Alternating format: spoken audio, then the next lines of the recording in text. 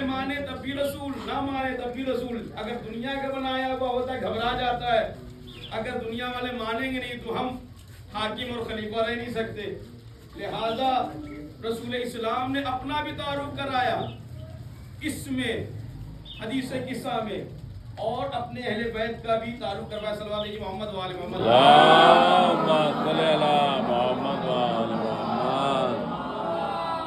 اسی لیے میں کہہ رہا تھا وقت جو مجھے دیا گیا تو وقت تمام پر ہے اور مسائل بھی مجھے پڑھنے ہیں. اہل بیت وہ ہیں جن کا تذکرہ مسلسل کیا جائے، دن رات کیا جائے.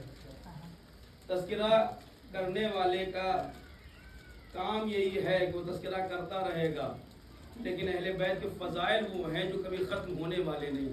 کیوں؟ اس لیے کہ کوئی ایسی فضیلت ہے ہی نہیں جو در اہل بیت پر نہ ہو. نجابت اس در پہ ہے، شرافت اس در پہ ہے، امامت اس در پہ ہے، خلافت اس در پہ ہے، نبوت اس در پہ ہے، انسانیت اس در پہ ہے. آج دنیا کا ہر انسان در بدر کی ٹھوکریں کھاتا ہے. اگر چاہے انسانیت چاہے تو اس در پر آئے، نجابت چاہے تو اس در پہ آئے، شرافت چاہے تو اس در پہ آئے، عبادت چاہے تو اس در پہ آئے، علم چاہے تو اس در پہ آئے، صداقت چاہے تو اس در پہ آئے، قسم چاہے تو اس در پہ آئے، رضایت چاہے تو اس در پہ آئے، نقابت چاہے تو اس در پہ آئے، تقویٰ چاہے تو اس در پہ آئے، ہیبت چاہے تو اس در پر آئے. یعنی بتایا اللہ نے ساری دنیا اگر کچھ چاہتی ہے اسے میسر ہو جائے تو در اہل بیت پر آئے. برداشت نہیں کر پاؤں گا.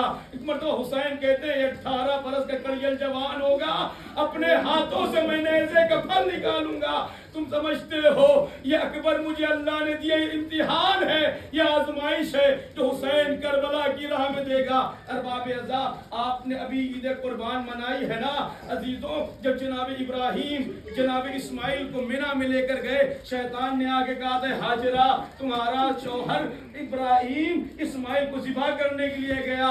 جناب ہاجرہ نے شیطان کو تو بھگا دیا، لیکن جب واپس آئے تو بار بار اپنے بیٹے کو دیکھ رہی تھی. ایک مرتبہ گردن پہ نظر پڑی، بعد میں کہ چھری کے ہلکا سا نشان جو تھا وہ جناب اسماعیل کے گردن پہ ظاہر ہو گیا.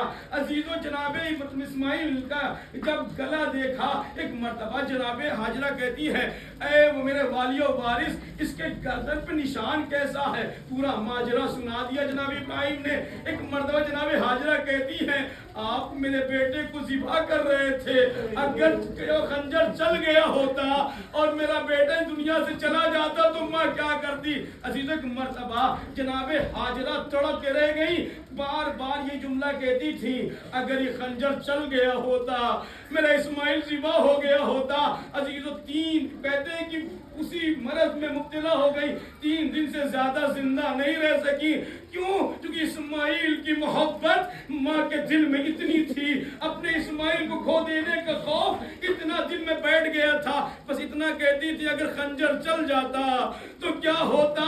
ارباب عذاب میں کہوں گا ہاجرہ آپ کا اسماعیل بچ کے آیا تھا لیکن آپ برداشت نہیں کر سکی. کوئی پوچھے نیلا کے دل سے جب اکبر کا جنازہ آیا، کوئی پوچھے جس نے 18 برس بڑے نازوں سے پالا زینب کے دل سے.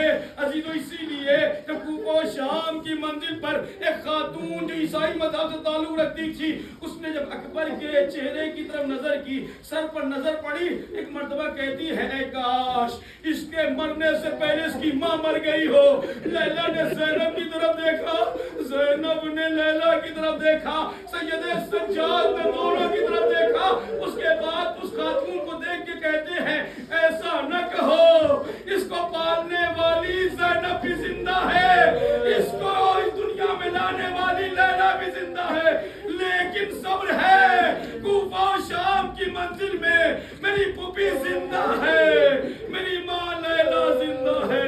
ہائے لیلا، 2 خاتون کربلا کے بعد بہت جلد اس دنیا سے رخصت ہو گئی. نہ زینب زیادہ دن رہی، لیلا بھی 1 سال کے بعد اس کائنات سے رخصت ہو گئی. ہائے میرا اکبر جس کے سینے پہ بچی کے نہیں